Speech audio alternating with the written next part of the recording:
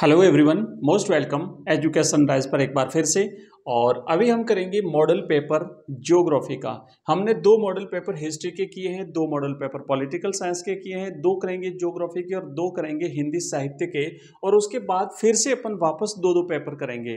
तो आइए, ज्योग्राफी के मॉडल पेपर में जिन जिन बच्चों का एग्जाम बाकी है जरूर इसमें से क्वेश्चंस आपको मिलेंगे, देख के जाइएगा।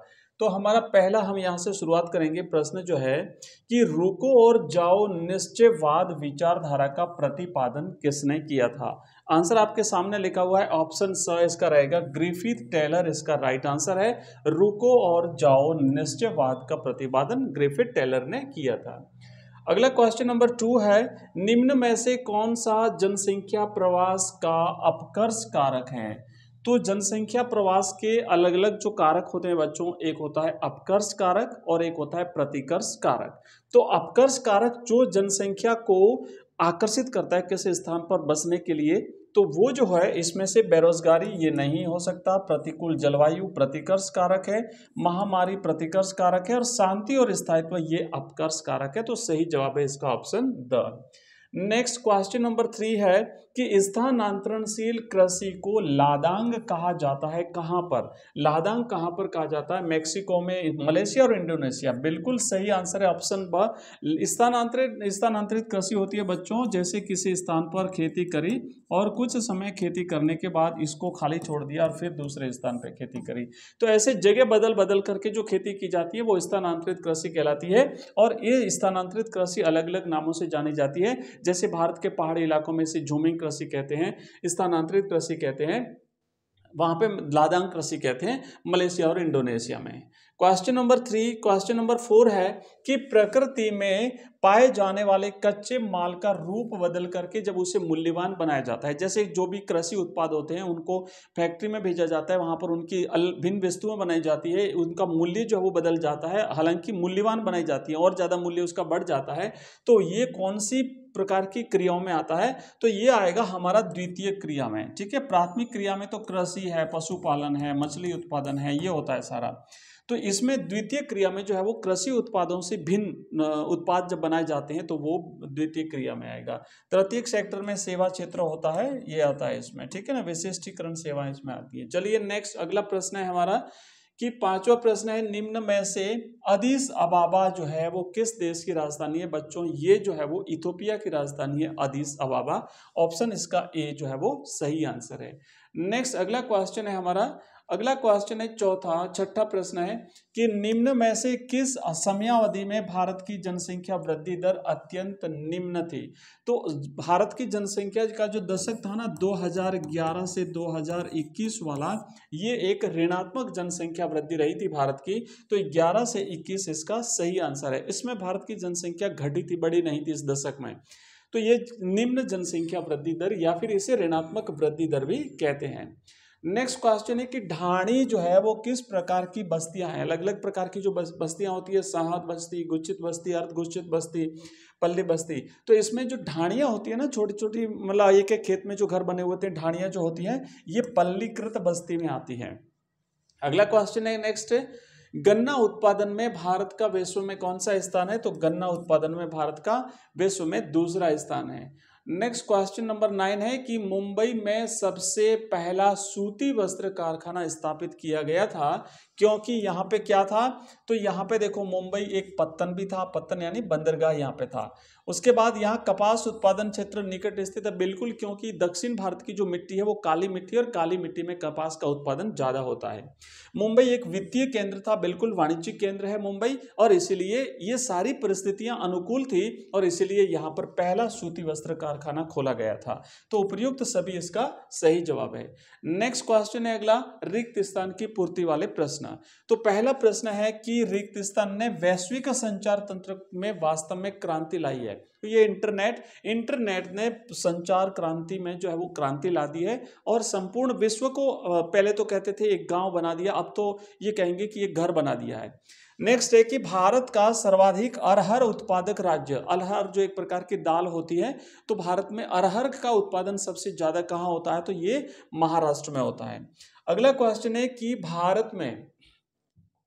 भारतीय राष्ट्रीय जल नीति की घोषणा कब की गई थी बच्चों? 2002 में जो है वो भारतीय राष्ट्रीय जल नीति की घोषणा हुई थी। अगला क्वेश्चन है, उत्तर पश्चिम रेल मंडल का मुख्यालय कहाँ पर है? भारत में जो रेलवे नेटवर्क है ना, रेलवे नेटवर्क जो है, इन रेलवे नेटवर्क को अलग अलग मंडलों में विभाजित किया है। तो उत्तर और पश्चिम का जो मंडल जो मुख्यालय है वो जयपुर में है। तो उत्तर पश्चिम रेलवे मंडल का मुख्यालय भारत में जयपुर में है। अगला क्वेश्चन है, अब ये जो रिक्त स्थान के प्रश्न भी कंप्लीट हुए, अब अति लघुत्रात्मक कुछ प्रश्न हैं जिनको अभी हम देख लेते हैं।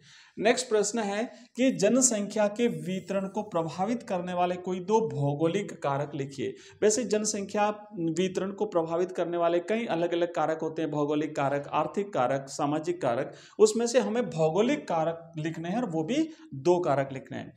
तो भौगोलिक कारक में एक तो होता है जल की उपलब्धता। अगर पानी उपलब्ध है तो जनसंख्या वहां पे ज्यादा रहेगी, अगर पानी कम है, नहीं है, जैसे रेगिस्तानी इलाका, तो वहां पे जनसंख्या विरल होती है।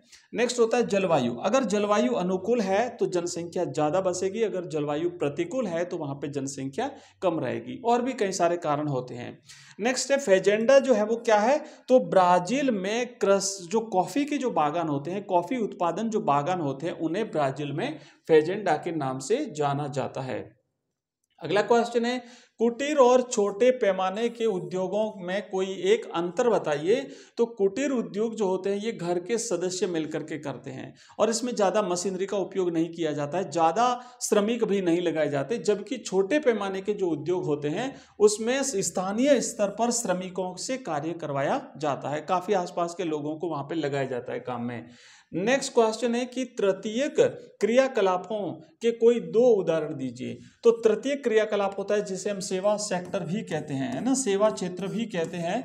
तो इसमें देखो, एक तो होता है व्यापार और इसमें दूसरा परिवहन, ये दोनों को शामिल किया जाता है। और भी सेवा क्षेत्र के कई सारे जो है वो सेवा क्षेत्र में कई सारे और भी क्षेत्र वो शामिल किए जाते हैं। अब देखिए एक बड़ा प्रश्न ले लेते हैं, लघुत्रात्मक प्रश्न है, बड़ा तो नहीं है, कि पर्यावरणीय निश्चयवाद विचारधारा को स्पष्ट कीजिए।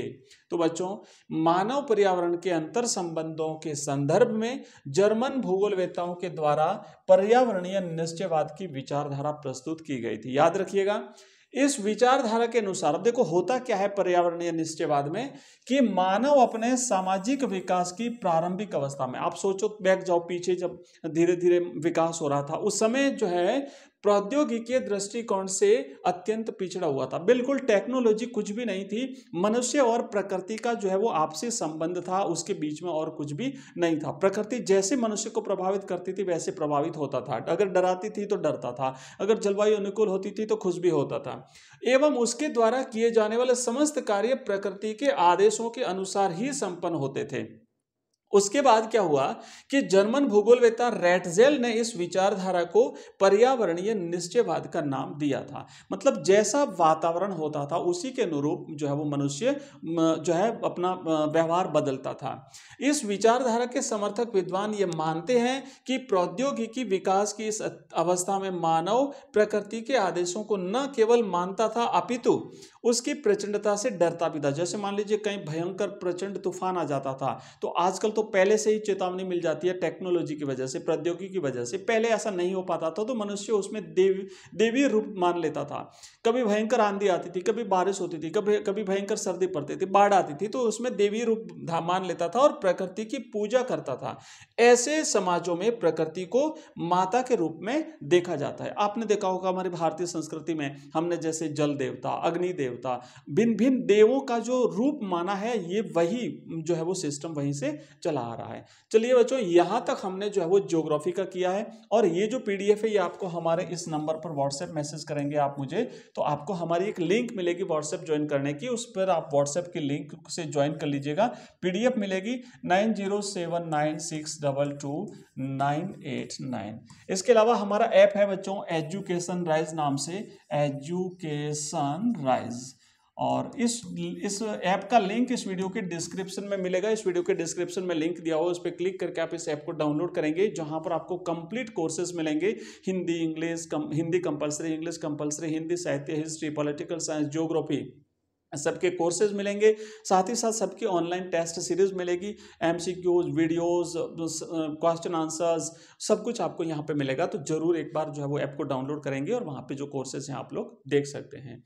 अब ये जो हमारा ज्योग्राफी का हमने इसका एक भाग किया है, पीछे बचा हुआ भाग है वो नेक्स्ट राउंड में हम लेंगे और बहुत ही जल्दी इसका सेकंड जो मॉडल पेपर है वो भी आपको मिलेगा। और बाकी जो बच्चे जैसे पॉलिटिकल साइंस के हैं, हिस्ट्री के हैं, उनके भी हमने मॉडल पेपर अवेलेबल करा है। और मैं आपको बता दूं कि जैसे ही हाफिल एग्जाम कंप्लीट होगा उसके बाद हम नए सिरे से कंप्लीट रिविजन शुरू करेंगे फर्स्ट चैप्टर से। आप लोग लगातार हमारे साथ बने रहिए, हम आपका बोर्ड एग्जाम 2024 जो है होने जा रहा है उसकी कंप्लीट तैयारी करवाएंगे और अकॉर्डिंग टू पैटर्न, बोर्ड के पैटर्न के अकॉर्डिंग हम आपको क्वेश्चन आंसर्स का अभ्यास भी करवाएंगे। तो मिलते हैं अगली क्लास में, तब तक के लिए जय हिंद, जय भारत।